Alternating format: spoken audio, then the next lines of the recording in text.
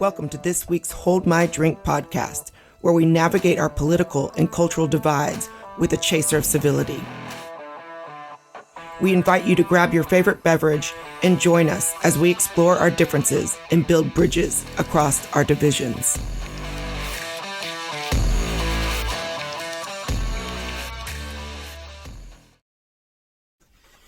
So welcome to this week's Hold My Drink and Counterweight podcast. Today we have Kai Whiting with us. And Kai, you and I have been in conversation on and off for like a year now, but we haven't sat down and had this conversation on Stoicism and maybe how Stoicism can heal some of the divisions that we are seeing right now in the world. You're coming from a different place in America, so I want to have that conversation too. But before we do, obviously you're in a different country. It's the evening. Are you drinking anything tonight?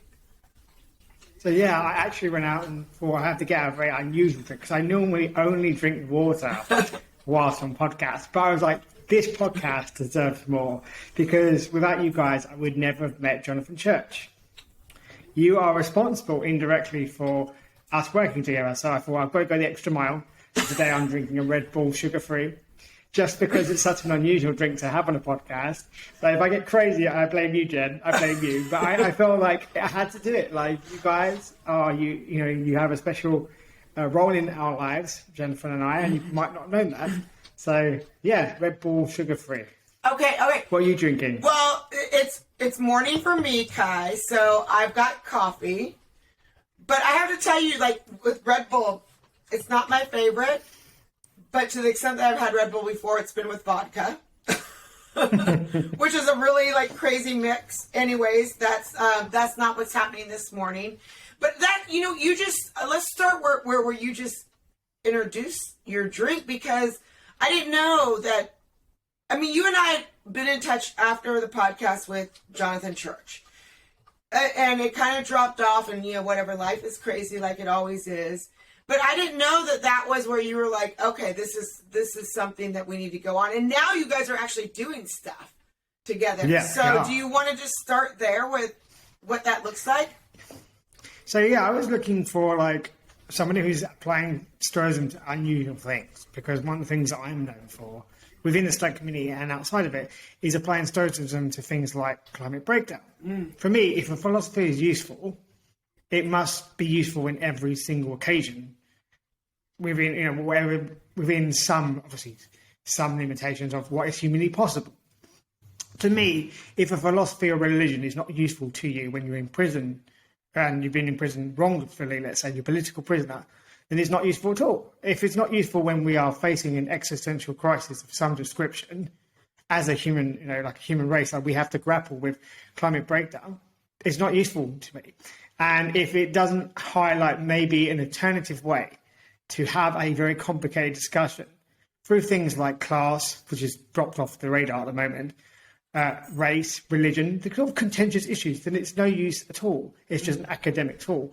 So when I heard you guys speak, and this is probably a year ago now, I'm referring to the podcast episode, maybe a bit more, I was like, I need to get hold of this guy. Partly because I thought I could improve his understanding of Stoicism. I also felt like, he could help me understand things like white fragility, which is not my strong point. In terms of understanding D'Angelo's work, which I know you guys talked about on that episode with David. And so I thought he could help me and I can help him. So that was one thing. But also because he wasn't frightened to put his foot near the mine, right? Because it is a minefield. But if we shy away from the conversations that this podcast has, then what hope do we have to establish a better alternative? And that's what you asked. You asked a really good question. You said, you may not remember, what do you do when you have this problem? Do we have to then create a common enemy? In order to have peace within the US, do we need to say, like, let's for argument right now, that Putin is our common united enemy, and we can see through our differences because we're united in our dislike for someone. And you said there must be a better way. So I feel like this podcast is like a year in the making, and I'm going to make a case for why Stoicism could offer, in some ways, an alternative that I think might be better in most cases, because I don't think any philosophy can be 100% the right tool in every single case, because otherwise it becomes a very blunt tool. I think you need to use it in very unique way, or very specific ways and for specific purposes. So I'm really glad that we're having this conversation, because it's literally been a year, and I think it's a year and 2 months, something like that. So maybe that's the reason why there was that time there too, because there was that, and so much has happened, like you just mentioned, Putin, and we're actually like literally facing a war that we weren't facing a year ago. So yeah, I'm gonna be silent. I'm gonna jump in with questions, but I just go, Kai, just go. Tell us what we need to know. Thank you, Jen. That's very generous of you. But well, again, I'd like to say thank you very much for allowing this conversation to take place. I think that when we, as human beings, we get frightened, we shy away, when actually we'd be less frightened if we drew together. I do feel that this podcast offers a space for that. And there are not many spaces to have this conversation. So I'd like to thank you and congratulate you for continually working on such a difficult topic. I'm very lucky that I can sort of dip in and dip out, and you're facing the brunt of this controversial discussion, right? And you face it every week. So I think that shows to me a very sort of strong understanding of what humanity needs, and I could tell that by the questions. In terms of why I think I have to explain what Stoicism is, right? Before I make my case. So for those who may not know, Stoicism is an ancient philosophy, and I say ancient because it's about 2,000 something years old. It is, most people know Seneca and Marcus Aurelius, and it is a ancient Greek and ancient Roman philosophy originally, although it has continued to this day. It has become more popular. The point of Stoicism isn't this British stiff upper lip, and I can say that as a Brit, right? So it's not the idea that you have no emotions. It's that you evaluate your emotions and say things like, okay, I'm feeling sad, but why am I feeling sad? Is it appropriate for me to feel sad right now? Maybe I've misunderstood. Maybe my friend wasn't trying to be horrible to me. Maybe they're just having a bad day and I just took it badly. So it's not a case of one does not feel anything, but rather one examines an emotion and says, how useful is it in this situation to feel this way? So people often have, there's a book called, you probably have talked about it, The Case for Rage. And the Stoics would say there is no case for rage, because rage by definition is being out of your mind. It's like, I'm so angry, I was out of my mind. And if you're out of your mind, you're not thinking rationally. Right. So the idea that there's a case for rage, the Stoics would say no. And they say, yes, but in order to feel a sense of justice, that anger drove me. So the Stoics would say, you had to feel angry to feel a sense of justice? You couldn't just feel a sense of justice without feeling angry. So you're not being just for the right reason. You're being just because you're angry and it hurts you, not because you're seeing a situation that's unjust that you think needs to be rectified. So if you need anger to be just, then you're not being just at all from the Stoic perspective. So Stoics are not saying you should have no emotions at all. They're saying examine them. And why would Stoics be so adamant about the need to examine one's feelings and one's emotions and distinguish between reality and how you feel about it? Because they say things like the only thing that matters in life is the ability to cultivate a good moral character. A character that is incapable of making a moral mistake. So you could make a mistake, but not a moral one. So they'll say, that's an excellent human being. And so they had a word called arete. They would use it for things like a knife. An excellent knife is a knife that cuts well. And an excellent human being is a human being that is incapable of being unjust, that is incapable of being cowardly, that is incapable of being greedy, as an example of a lack of self-control, but not necessarily, and incapable of being ignorant. And they'll say, so it's not that one should not have emotions, Jen, but rather that one should really think about those emotions in the context of that kind of character. Is your sadness getting in the way of you making a wise decision? Is your anger or your frustration getting in the way of building a good, strong relationship with me, for example? Now, you make me really angry, Kai. Well, then we're not then building a relationship built on respect, love, and consideration. Mm-hmm. We're acting out of our hurt and our anger. So to recognise that we have hurt is the first step. Go, yes, you did hurt me, but that won't prevent me from doing the right thing, because regardless of how I feel about you, Jen, I'm still going to treat you justly as a Stoic. That's the concept. Yeah, no, okay, so there's a lot going on in my mind right now. I don't want to take you off course from explaining this further. Let me tell you something that I've been looking at myself right now and where I'm feeling what you're saying. So, have you ever heard of the victim triangle? No. Okay, then I'm not going to take us there. But I'll just... Well, take us there. I'd like to know. I wouldn't like to remain ignorant of the matter.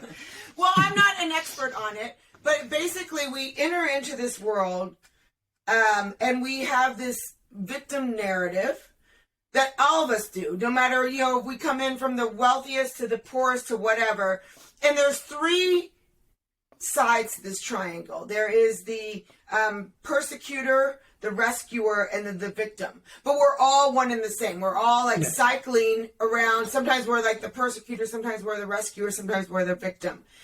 And what I've been studying around this, and again, I don't want to take us too much off of Stoicism, but there's a way to get out of that triangle and to be more objective about what we're feeling. And that's what I've been doing myself a lot lately, is like, you just mentioned something, I'm angry, I'm whatever, and just sitting with that emotion and wondering why that emotion is even there. And I'll tell you what, Kai, that's not comfortable for me.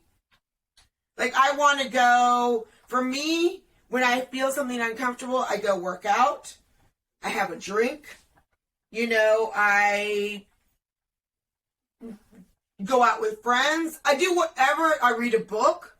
I mean, not always unhealthy things like going and working out, but yeah, of course. But I don't sit with that emotion very often. And so this is, again, we won't get into the victim triangle. You and I will talk about that offline, or I'll put that in our podcast notes for people to look at. But I'm feeling like we're in the same wheel that you're mentioning with Stoicism, where we don't take that moment to sit with it. And I think that's a human condition.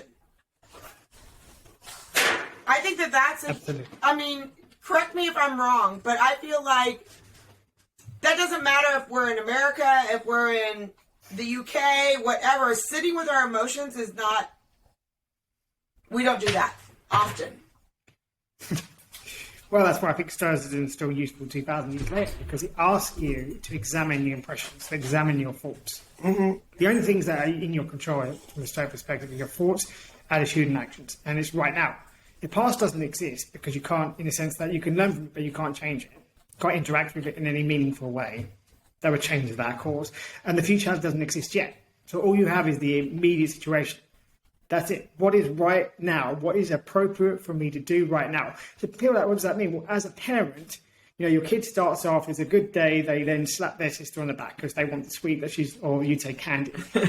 Now you have to change your parenting. You were praising your kid, he was having a good day, and now he smacked his sister on the back. Now you have to be stern. You have to pretend to be angry with him, right? Because you might think it was quite funny the way that he did it, but you're like, no, you can't do that. You cannot do that. That's completely wrong. Even though you knew you did it as a kid, even though you can see it's really funny, you didn't really mean it out of spite, but you have to act a certain way because that's appropriate right now because you're the parent.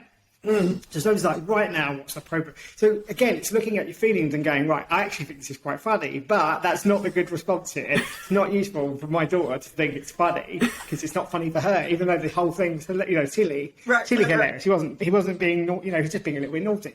And as a parent, you have to take that decision, right? You have to be like, I'm so angry with you right now. Just because that's, if you have that, they go, oh, mum's upset or dad's upset, I better behave, right? So it's a case of there are ways that we have to think about things.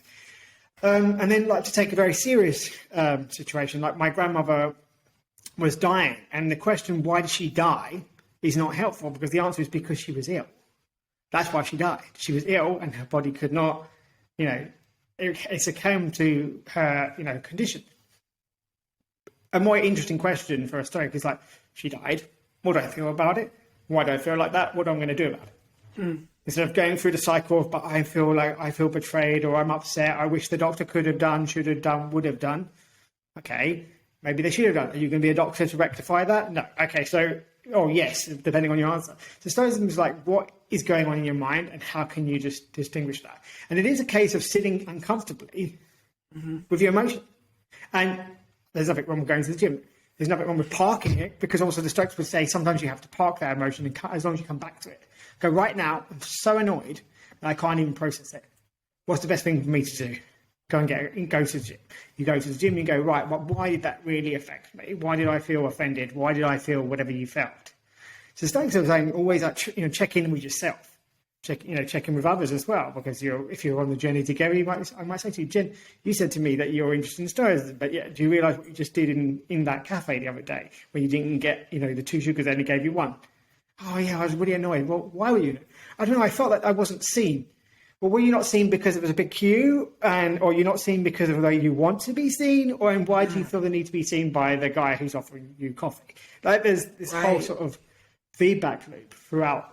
And I think that this is helpful when it comes to things like people say like microaggressions or free speech issues, because Stoics would say if you need someone else to be removed from the room to make yourself feel comfortable, you're not going to have a very flourishing life, because you've basically said, no, I have no agency. I can do nothing. This person's just doing it to me. I need Jen to remove this gentleman from the room. As a Stoic, you'd say, you can't flourish then, because you're requiring Jen, who's not in your control, to do something on your behalf in order for you to feel what you think is happiness. Rather than saying, I don't like this individual. Removing him from the room isn't going to make the idea go away. I'm going to have to sit uncomfortably for the next 25 minutes and think of an appropriate question to ask him to show where his reasoning has fallen down, broken down. Or to show that maybe he's right, but there's also an alternative perspective, and that may also be equally right for those individuals, right? Right. And so it is about being uncomfortable and then learning how to make the uncomfortable comfortable. So, because in Stoicism, there's no way that you can rescue me. There's nothing you can do to really rescue me. All you're doing is removing somebody. But you could do that, and I'm still not satisfied. I'm still not happy because the man's now outside in the hallway and he's shouting away. Right. Yeah. And I noticed that too. Like, I'll go and do whatever it is, like I just said, go to the gym, have a drink, whatever. And the emotion's still sitting there. It's waiting.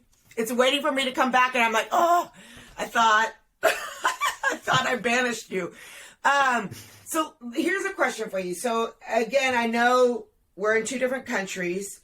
America right now is I feel like the UK is as well, but maybe less so.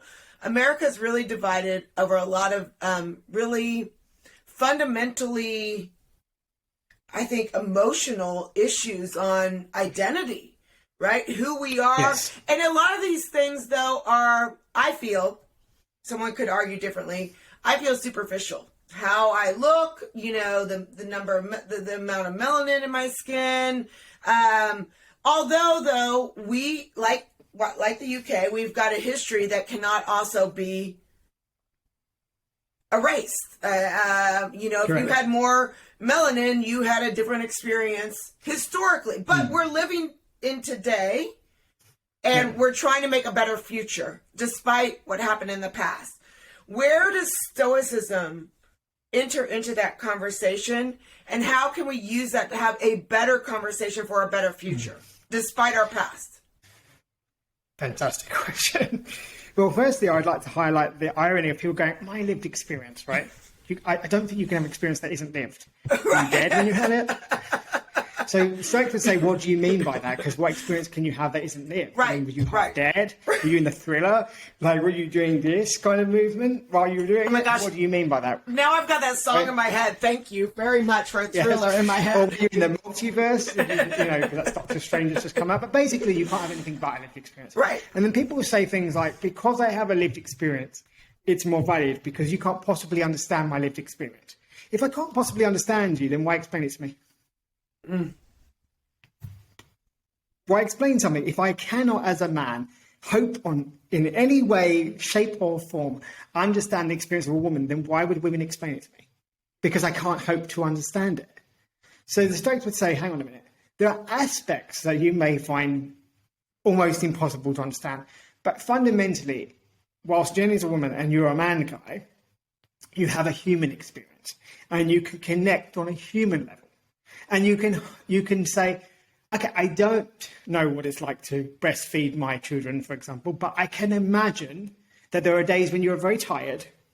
And if I just say as your husband, well, Jen, I think the kid needs breastfeeding, that's not very helpful because I'm giving you the only job that I know that I can't do, right? So I can be aware, and you can make me aware. So the Stoics will say, through having conversations with Jen, you can understand her experience, right? Because if you can't do it, then why have a conversation? If I can't speak, I don't know, for example, if I can't speak Latvian, I wouldn't have a conversation with a Latvian. It would make no sense. So the first thing is to be careful with one's language. What do we mean by lived experience? And why do we suggest that one experience is more valid than the other? And really what's valid is the ability to communicate about that experience and say, okay, can you understand from a woman's point of view, like, if you just tell me to breastfeed, I don't feel that you're actually supporting me very much.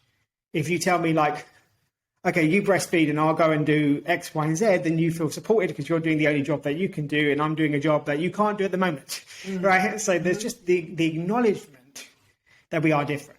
Stoics don't have an issue that we're different and we acknowledge that fact. But we use a sense of humanity, of compassion and kindness and the virtues of, as I said earlier, like justice, to think, how can I act in an appropriate way that shows Jen, if you're the mother of my child, that I do value her as the mother of my child, but she is not only the mother of my child. That's just one particular identity that she has at any one time. And that's the other thing that the Stoics would highlight, that none of us have only one identity. So I am a son, but I'm not a son. I'm not acting as a son in my capacity right now, unless I start talking about my mother. In which case I now, having now mentioned her, are acting in the capacity as a son. So the Stoics would say we have multiple identities and they're very immediate. Like right now, what is your primary, thing that you're looking at? Yes, I'm a human being. My primary role is I'm human. Okay, what's your next role? Well, at the moment, I'm in teacher mode. So my professionalism, it has to come through because we're not having a drink in a pub where we might be speaking in a different way. I might be using more sort of naughty words, let's say, and I might be using a more slang in general. Okay, so I'm speaking to an English-speaking audience on a podcast. Okay, that's my role. When I go, when I go and, if you do have children, if I go and see them and I'm in the park, I shouldn't be talking to them like this. I should be running around if they're young, making silly faces and doing things. Why? Because my role at that point is a person who's looking after a friend's child. The Stoics would say, we have multiple identities. Multiple ones, really, because you must, by definition, identify as a daughter to somebody. You might identify as a sister to somebody else. They're not the same role. They have similar connections, but you don't act the same way. You don't treat your mum like you treat your sister. You may be a wife or a girlfriend. Did you have a different role? You may be a teacher. You may be learning a language, and then you're not acting in teacher mode. You're very much in student mode because you're learning. Let's say you're learning French. So you're not going to be like, I'm going to take the teacher role. Like, do you speak French? No, I think you should be a student, right? Leave your teacher role to the international relations, because I know that you studied that, and politics, and leave your French to the French teacher. Yeah. Right? So the Stoics would say, first of all, why do we emphasize beyond our role as a human being, because we always occupy that role, why is colour or ethnicity fundamentally important in every single situation? It might be, there might be times where, when I lived in Bogota, being white wasn't very helpful. So I made myself look like a backpacker, so I would get robbed less in the street. It was less likely that I'd have a problem if I looked like a backpacker. Right? Because there is a connection, even in Latin America, between being white and having money. So when I went to work in a suit, I also attracted certain crowds that maybe I didn't appreciate at the time. Right. And maybe most people wouldn't trying to get to work on time. So you have to think, okay, so in that scenario, that may be important. If I'm in if there's a situation where I can, because I'm in a situation where the dominant culture is white in every single culture or subculture, then I could, think, okay, I am white. How can I help people who don't have that privilege in that situation? But if I walk into a mosque, for example, even if I'm in the same city, I'm no longer in what you would call a white dominant culture. So what does that mean? Mm-hmm. And so they'll say, well, in that context, could it be important? Yes, it is important. Is it important right now? No. So the Stoics would say that it can't be fundamental or fundamental important in every single context, in every single scenario. Mm-hmm. That's why your primary role is a human, because that's the role you will always occupy all the time, regardless of who you're with. Like I said, if I'm not with my mother and I don't mention her, I don't act in the role of as a son. It doesn't mean I'm not a son. It just means that I don't act through that identity in that moment. Like, you're kind of, as I'm hearing you talk, you're blowing my mind in some ways. I'm not even sure how to verbalize it, because this is kind of new to me. Well, let me put it this way. It's not new to me because everything you're saying I'm feeling, but I've never learned how to express it, right? So I was just thinking about something the other day where I was in a certain conversation where I felt great confidence. You know, I was in, like you said, I was more in a teaching position. I was looked at as an international relations expert. And so I rose to that occasion. And then I was in another role, like literally within the same day, where I was the student and someone told me I didn't act with confidence. And I found that, Kai, jarring, because how I identify and see myself is usually on the, you know, the spectrum that I want to see, like the good spectrum, right? The confident, the teacher. Although I also see myself as the student and whatnot. Obviously, like the way I want to present myself in most instances is one with confidence and, you know, all the things that we name as good.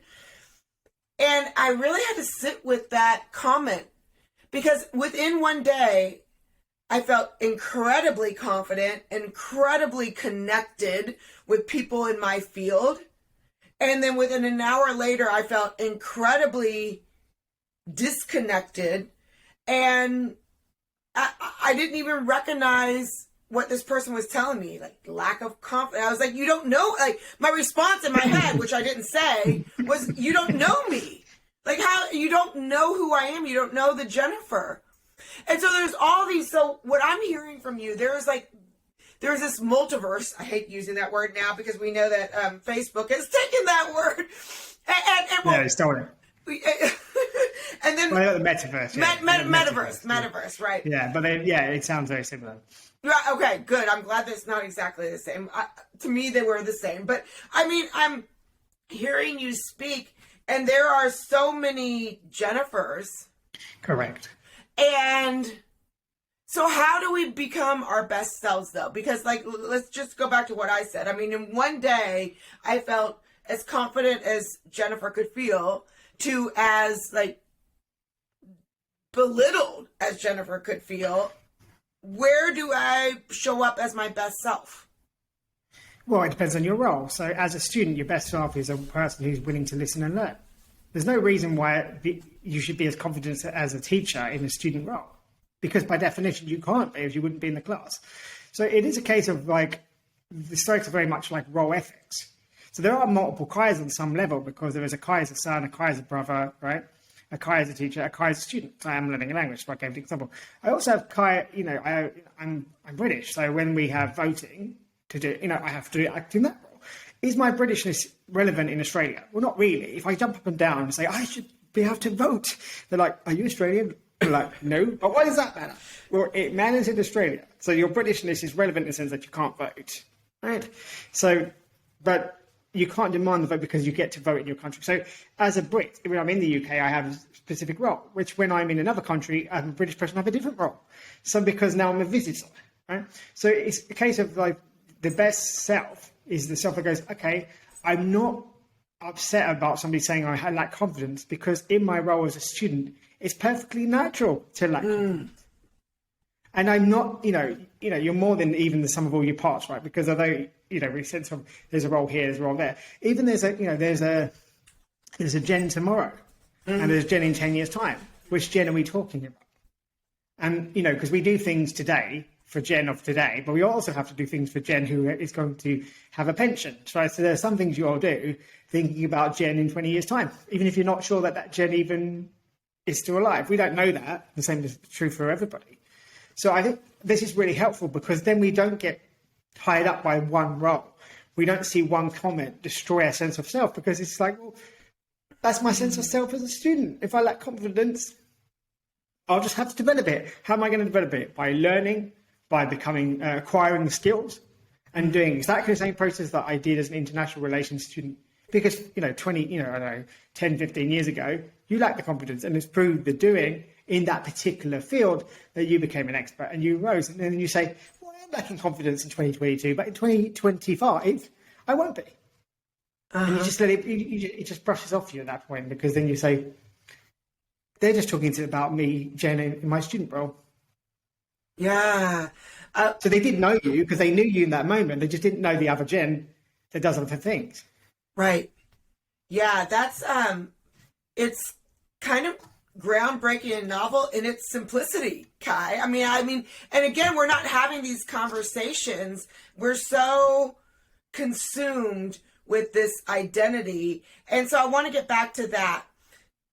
I want to get back to how can Stoicism, how can we use that in our world, in our lives today? I mean, I think we've touched on that on our individual experiences, but as a more general application, a government, a community, a bigger application, how can we use that to change the narrative that we're having now that puts people only as these particular identities and locks them there in place and doesn't see them? I mean, this is what you were just saying. I mean, it locks them into one identity when there's so much more. How can we have that conversation where we as a community, as a country, as a state, recognize the temporality, if that's, of that particular identity that we're approaching at that one moment? Context. Context used to be king. And now it's like, regardless of context, if we're using the whiteness kind of argument, regardless of context, white people, they are supporting a corrupt system, regardless of what they're doing, regardless of what they're thinking, regardless of who they are in any other aspect of them. They are supporting a particular system because they are white. Stoics are like, everything outside the virtues or the vices, which are the polar opposites. So I said, like, courage is a virtue, cowardice is not. They are always good because you're always going to prefer courage over being cowardly. Right. Everything else is context dependent. Like, so also how we use language. So people say to me all the time, oh, like, you're half British and half Portuguese. No, I can't be half this and half that. I'm British and Portuguese. I can't be half because I have two roles, depending on which one calls me at that time. So I'm not half and half. I can be half an ethnicity. I can't be half a nationality. It's impossible, right? Because what makes you a certain nationality by definition, having the documentations to show that you are. Doesn't necessarily have to be a passport, but you're recognised by a state as a member of that state, as a citizen of that state. I'm not half. I'm both. I might be half this and half that in terms of half. Let's say if let's say I was half European, half Asian. Yes, because I have 50% of my parents, if that were the case. But so language is very important to be more specific about what we actually mean. So if we use the words white privilege, what do we mean by white? Because if you speak other languages, white doesn't mean the same in Spanish. Doesn't have the same connotation exactly. It's nuanced. And I always point out to people who do intersectionality, you do realise that by speaking English that you're restricted by the language that you use, that your whole understanding of race is restricted by the English language context. And the minute by using English, you're using the dominant language. So there was a really good, really funny when they had, what was the film Spielberg just did? Do you remember? West Side Story. So Steven Spielberg purposely did not put English subtitles when the Spanish language was spoken. I don't know if you remember that. No. So I am a fluent Spanish speaker, and I didn't realise until I was watching people acting unusually uncomfortable in the cinema. And I was like, wait a minute, there's no subtitles. Bearing in mind that West Side Story is to celebrate that we're all the same. That's the power of full. So Spielberg was asked, why do you not have the subtitles when, the Spanish is spoken? And he said, I didn't want to give English dominance over Spanish. Okay, but Spanish is a colonial language. Like the irony there. It's like Spanish is a colonial language. So you're telling me that one colonial language is more, is more important or less important than the other. They're both colonial. You didn't use Quechua. And there was a lot, basically, and he would say, well, people were saying on like some quote unquote progressive publications, that would encourage people to learn Spanish. No, it wouldn't. By excluding people in the cinema so they don't understand 1/3 of the film, that does everything but encourage people. So language is key to understand that the way that we see, let's say, race or gender or religion is also tied into the language that we speak. So I'll give you an example, Jen. When you break a glass in an English-speaking world, havoc breaks loose. Oh my gosh, glass must have been so expensive historically. It's like, oh, you broke a glass. Bear in mind, a lot of people buy from IKEA these days. So how expensive is that? If you break the same glass in a Spanish-speaking context, nobody asks anything like who or why or what happened. There's it broke, because the glass in Spanish breaks itself. So if you say in English, the glass broke itself, I was like, who did it? Blame is immediately provided and offered, right? And I'm sorry, I broke the glass. It doesn't happen in a Spanish-speaking context. When you're at a party in Spanish, it's like, okay, let's tidy up. That's just a really sort of interesting sort of... Yeah. Just blow your mind there. You're like this, Vicky. Yeah, I speak Chinese, and I'm like translating the glass broke in my head to see if there's an actor in that. And wow, that's okay. Yes, you blew my mind. So let me ask you this with that. And here's something. Well, I've got so many questions for you right now. I loved how you said that we're not half and half. Let me just start there. Like, I'm not, it's like, it depends on what day it is and what I'm speaking. Some days I'm going to be speaking full on as a Portuguese or from my experience as Portuguese. And sometimes I'm going to be using my experience as British. Because so much in America, Kai, and this might be, I think Britain, the UK, is very multicultural. But the US is, it is just baked in. Like, you are always something else. And we have become addicted, if you will, to identifying with race to the exclusion of anything else. Not Jennifer, the international relations specialist, Jennifer, the Chinese speaker, Jennifer, the whatever. It's Jennifer, the white girl, right? And I think that that's true with everyone. And I'm wondering, is there a way? You just kind of explained it, but how do we actually, let me ask it this way. How do we institute a way forward that sees ourselves as our whole selves? You just mentioned it's through language, but like, what could we do to let people know? Is it through, do we have education classes on what it means to be a Stoic and what it means to have language and how we are identifying? Like, what can we actively do to say, by the way, when you talk like this, you are just playing into the same narrative? Is there a... Exactly what we're doing today, having conversations, but not in the sense of trying to find blame. It's not about finding blame. It's not to point the finger, because when you have the victim triangle, you're thinking, who can I point blame to in this moment? That it doesn't start there. You can only assume blame once you understand what you've done wrong, if you've done anything, or what you could have done better. So instead of saying, who must I blame? I'm a victim, then I must be oppressed. And Stoicism, the only person that can oppress you is you. Is to give people back their agency. Just because you happen to be a woman doesn't mean you have no agency. It doesn't automatically mean that you're a second-class citizen relative to a man. I'll give you a good example. As a man, it's very hard to go up to a small child and play with them in the park in a public space. As a woman, you could more easily do that. So I feel that, like today, I was in a really sunny park. It would be lovely to be able to tease a kid a little bit and run around and go, or do something like that with their parents fully watching. As a man, it's much harder for me to get that rapport than a woman. A woman could be silly, could stick her tongue out, for example, and go, no, and run around, and no parent would really mind.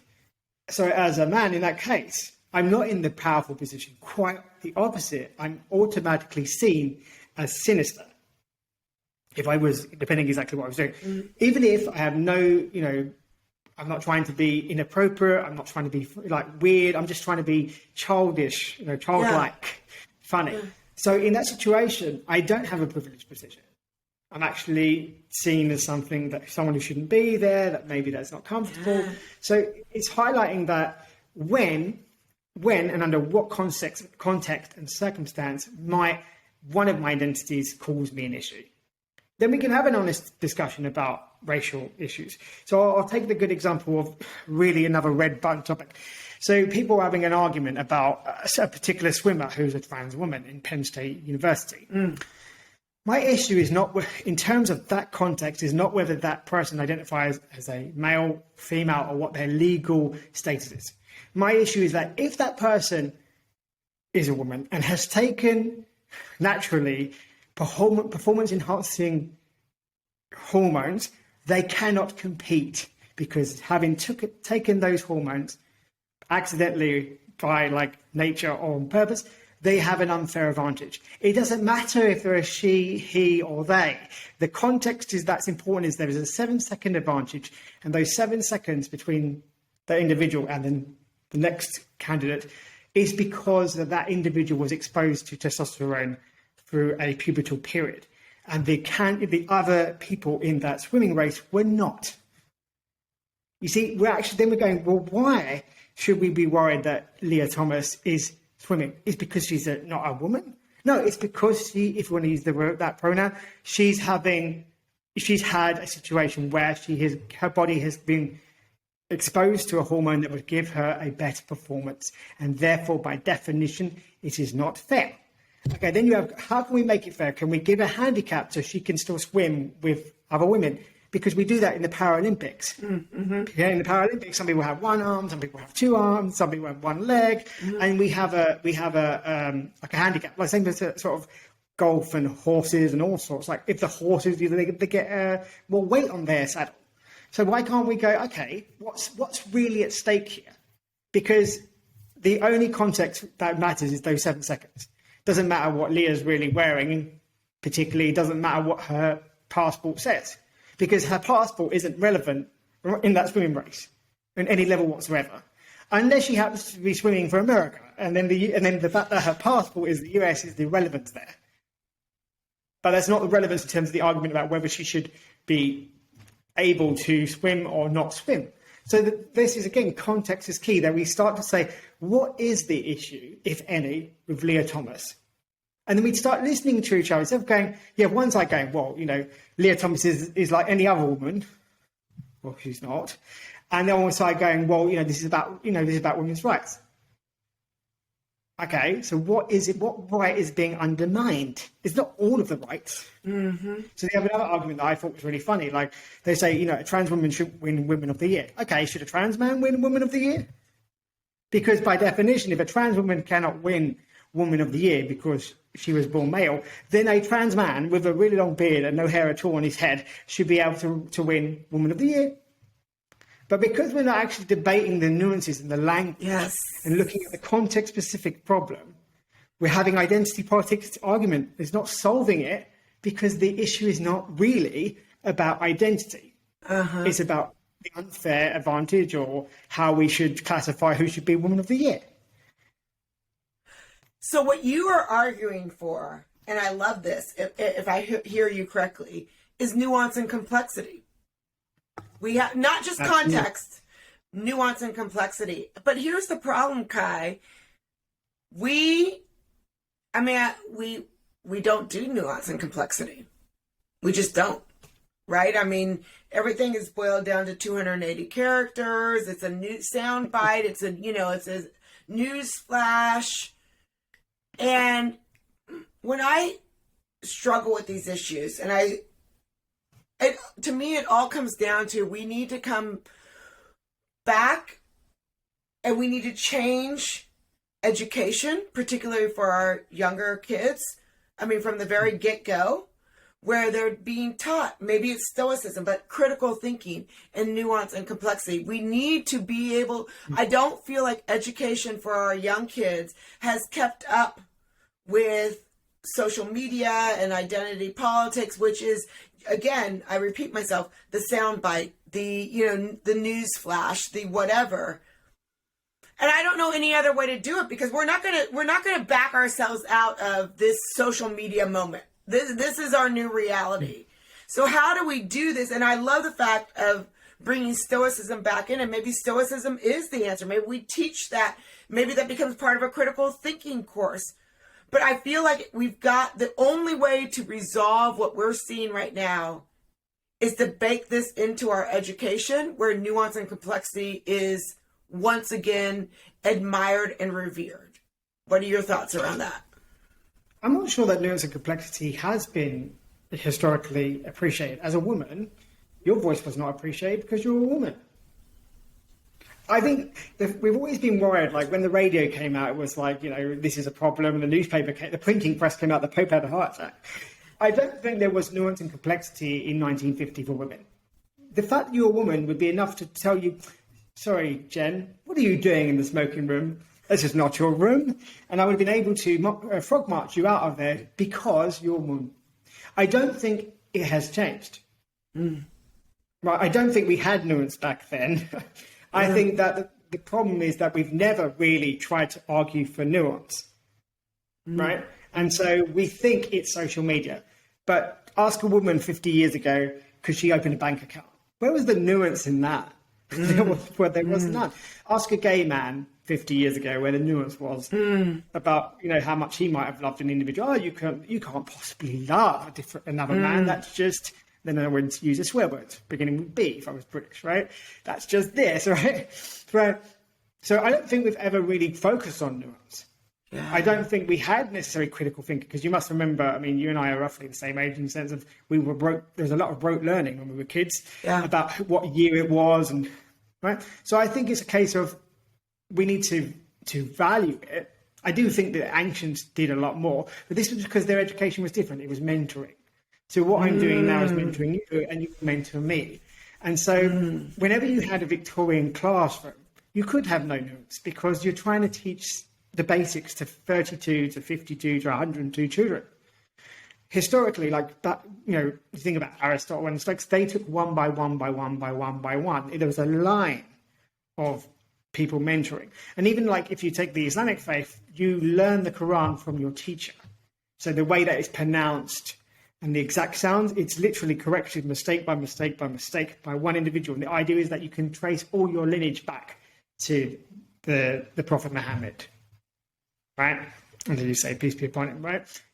So everybody learns the same way. So I think it's a case of giving parents back their agency. I have seen, particularly in the US, that agency for parents is being eroded. So parents are like, oh, hang on a minute, why can't I be upset about the way you're teaching my kid? Oh, no, that means you're a Republican supporter. Regardless of whatever it is, you must be Republican supporter. So again, lack of nuance, a lot of blunt instruments. Giving parents back agency, which I was particularly happy about, under Obama. I think parents had more agency to say that a teacher cannot teach everything, and to value true mentorship. So one of the things that I've done to address this issue is I've decided, okay, I need to offer paid mentorships because people don't know these things. And I was like, well, I should make myself available because I can do it. And I think people want to be mentored. I mean, I get emails a lot going, I want to be mentored by you because you really help me think things through. You make the normal strange the strange normal. But this was Stoicism, like Musonius Rufus, he taught Epictetus. So most people know Epictetus is a very important Stoic philosopher. But he talked about how he made a mistake and that his mentor taught him. And he then teaches his students who make exactly the same mistake. He's like, well, I did exactly the same thing. We don't have a mentee-mentor relationship anymore. I think we've lost that. But even in like the mechanics, plumbers, we used to have that. So I don't think there's been I mean, I'm sorry to maybe upset your argument, but I just don't think there was nuance there. Yeah. I just think it's different. Instead of being because the main thing was, oh, I'm a man, you're a woman, and that was the key thing at that point, or I was white and you weren't, and that was key. Now it's like you're Republican or you're Democrat or you have this viewpoint. We're just because. In fact, we have progressed in some aspects. We now have to find a sort of more political leaning. So it's not necessarily because you are a certain colour or a certain gender. It's because you don't align with whoever's progressive.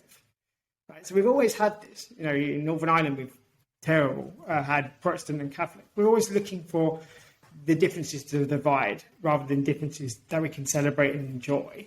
Yeah. I don't think the nuance has been there. It needs to be there. But I don't think it's been there for a long, long time. I love what you just said.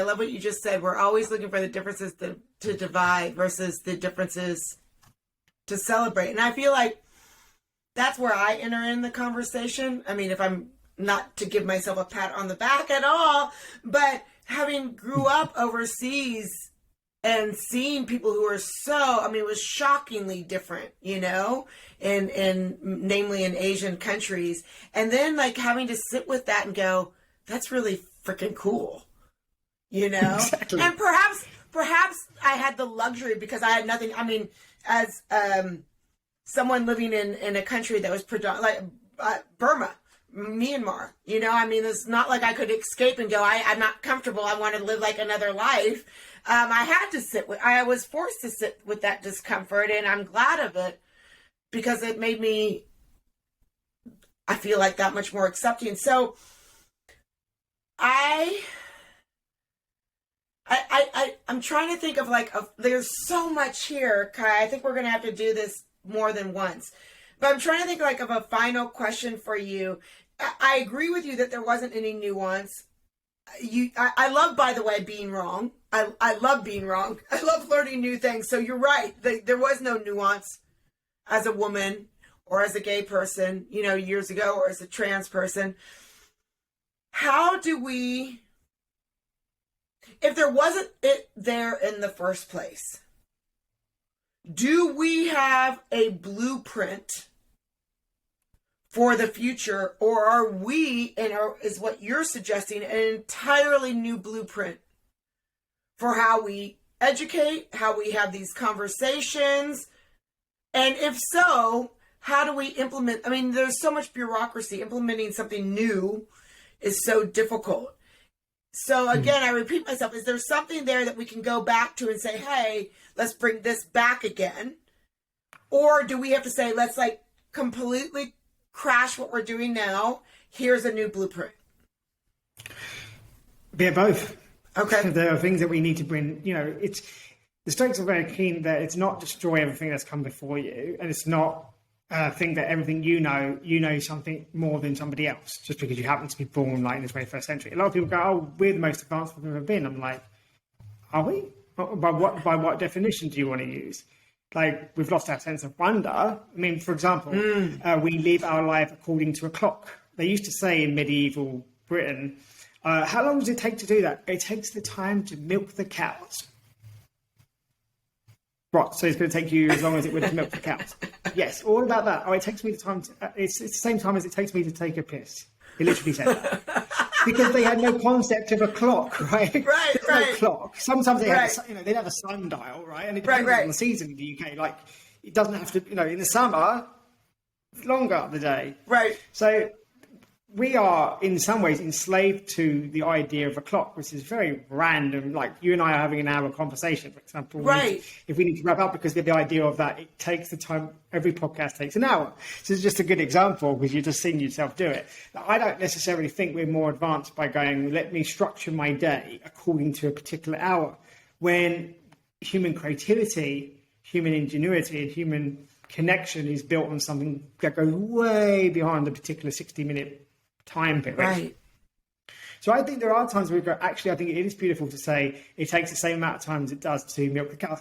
Why is that important? Because they never wished for something beyond that. Oh, I wish it took me an hour instead of 1 hour and a half. They'd be like, what do you mean? The cows take this long. It just takes the time it takes to milk them. So they didn't have this concept of I should be more productive. They're like, but you milk the cows, right? And then after you milk the cows, you do that. And how long does that take?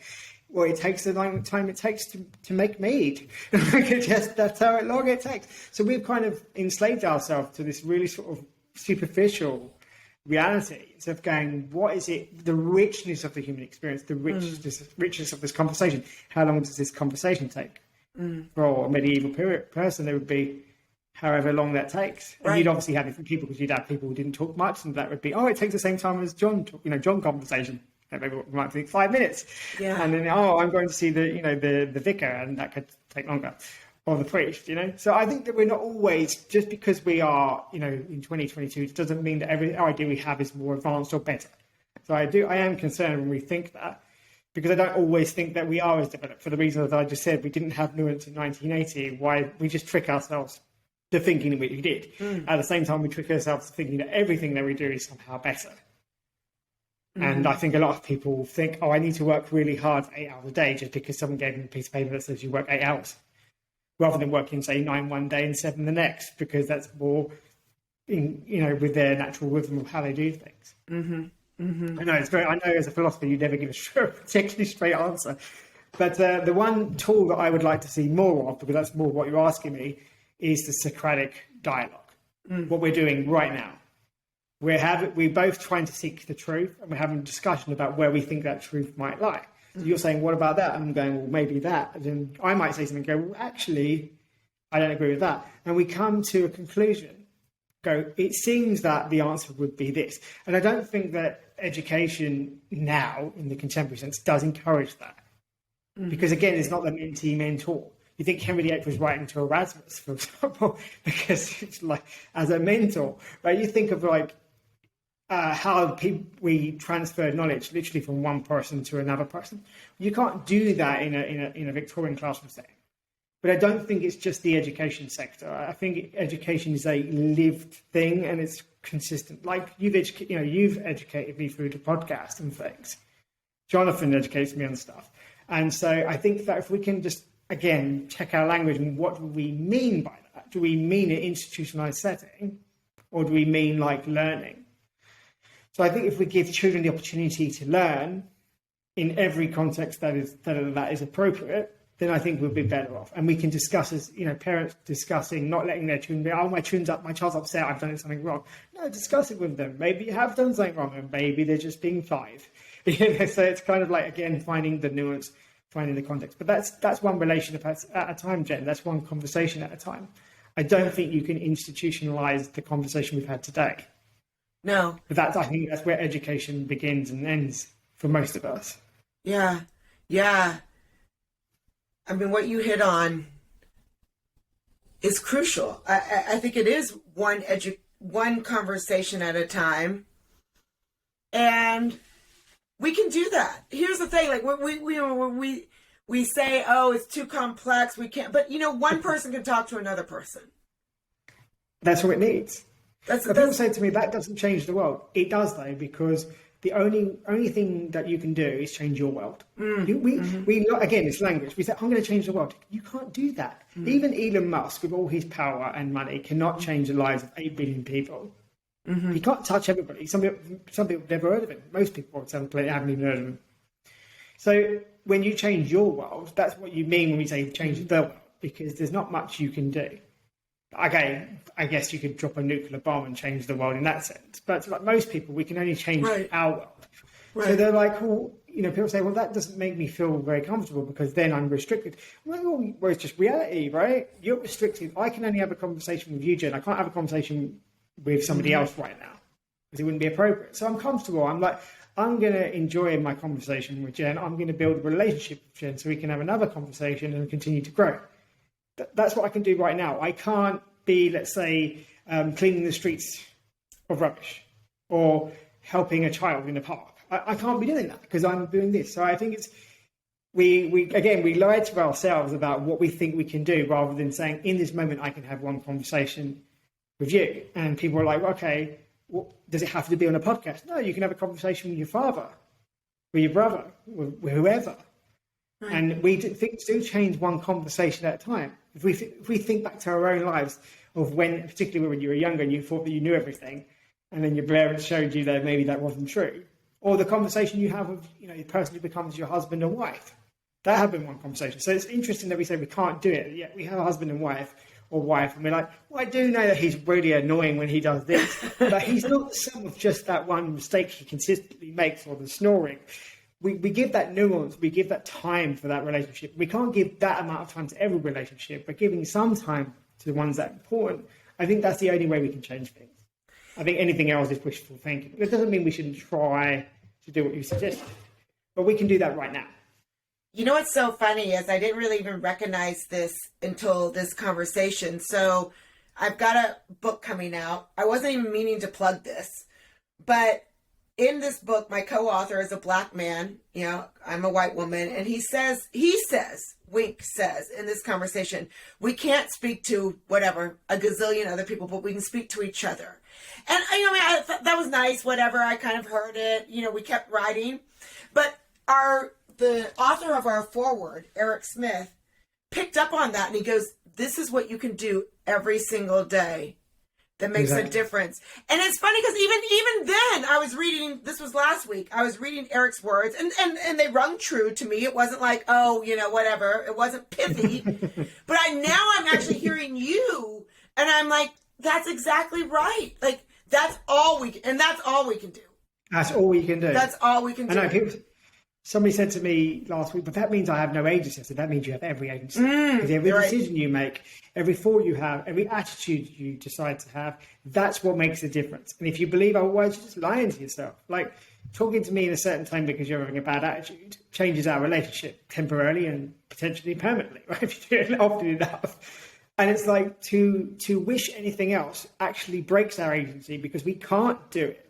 This is why in Being Better, so the book that I wrote with Leonidas Konstantikos, which is about Stoicism and making the world a better place, we say in Stoicism it's true, you can't put yourself in other people's shoes because your feet don't fit their shoes, because all you're doing is imagining what Jen might think or might feel as an American white woman, let's say. It won't just be that identity, there might be various of them. Mm-hmm. But I can't be you. I shouldn't pretend to. So the best thing I can do is challenge you about what you think by saying, for example, are you sure you had nuance? Try it 20 years ago, try it 40 years ago. And you go, wait a minute, I've just realised that that's not true. So I've undone a belief, and you're going to, broken a belief, which you're then going to have to fill up with whatever you seem is reasonable. But to suggest that somehow I can be much more than I am is often too many times, at least in my opinion, use an excuse not to do anything. Right? Mm-hmm. It doesn't mean we have to be like activists, because people say, because I work on the climate breakdown issue, for example, do we have to be activists? I'm like, well, if you're not a particularly loud person, probably not. You're probably quite quiet. You can change the environment by choosing not to put meat that is commercially produced in your mouth. Right? That makes a difference. You could choose to have conversations with your kids about the environment and why it's important, but not demonize people who haven't quite got there, right? Haven't quite understood some of the message. But to explain to them where you're coming from, try to understand where they're coming from. But that's what we can do. I know self-help industry tries to tell us that we can do something different, but the reason why, in my opinion, again, why this happens is because when you fail, you just have to buy my next book. You didn't quite get there? Buy the next one. Come on. That's why I think that we have this sort of, you can plan 5 years in advance. Well, why would you want to do that? You can have an idea about what you might want to achieve, but planning 5 years in advance, and when you fail, buy my next book, it's a very convenient business plan, isn't it? Yeah. All right, we have got, this was just scratching the surface, because I really do see this as mentoring for me, and I appreciate you being so open with taking my questions. I mean, there's so much about Stoicism that I'm unfamiliar with, but I know that I like it gels with me, right? But I'm not, I don't, the nuance of it is beyond me. So Kai, I hope that we continue this.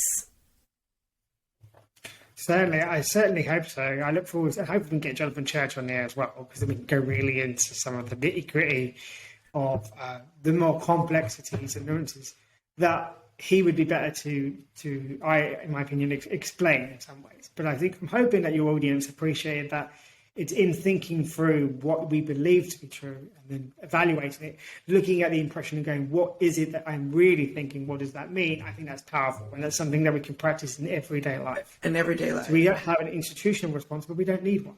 Yeah. We just need enough teachers to know what it's like to think critically and pass that on to their students. And one last thing I will say is that one of the things that I always got frustrated is that people will say things like, oh, I didn't feel encouraged because the teacher didn't look like me, right? Well, my answer is somebody doesn't have to look like you to help you. They have to believe in you regardless of what you look like. That's, to me, the powerful thing. Because, if you speak to a male teacher, he's got a beard. How many kids have beards, for example? So he's not likely to look like you in that aspect. Why zoom in into the one, the melatonin in his skin or what he has between his legs?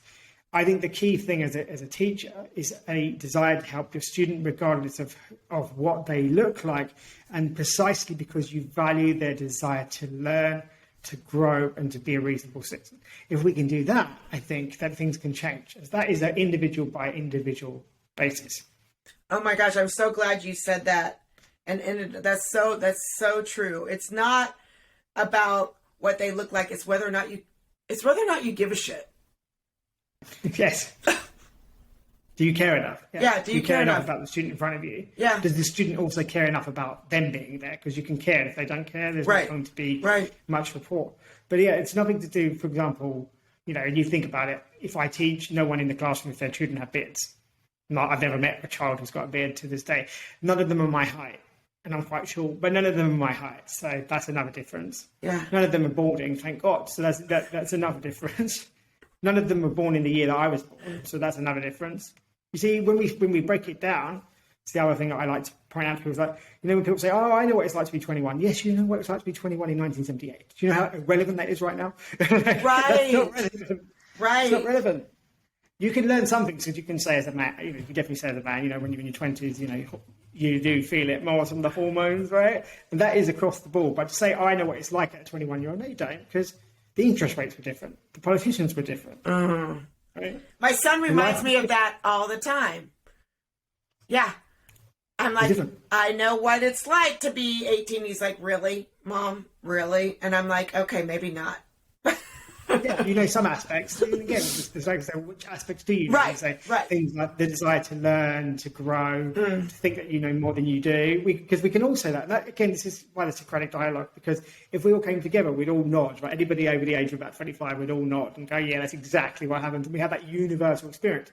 But that doesn't mean that we understand exactly what it's like to be 18 in 2022. Right. We just don't. So that's something that we need to think about, like, okay, where can I draw the line? Where does my talking end and my listening start? Mm-hmm. And I think that's also something we can do to improve the situation. Where does my talking end and my listening start? That's key right there too.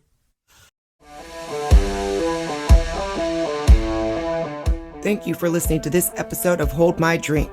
Like or subscribe to the show and check out the show notes to see what each of us is reading. Different news with different views. You can find us at holdmydrinkpodcast.com, all major podcast platforms, and on YouTube.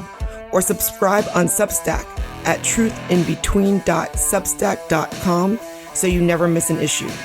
If you want to join our Discord community, drop us a line. And until next week, may your conversations be constructive and your divisions diminished. Cheers.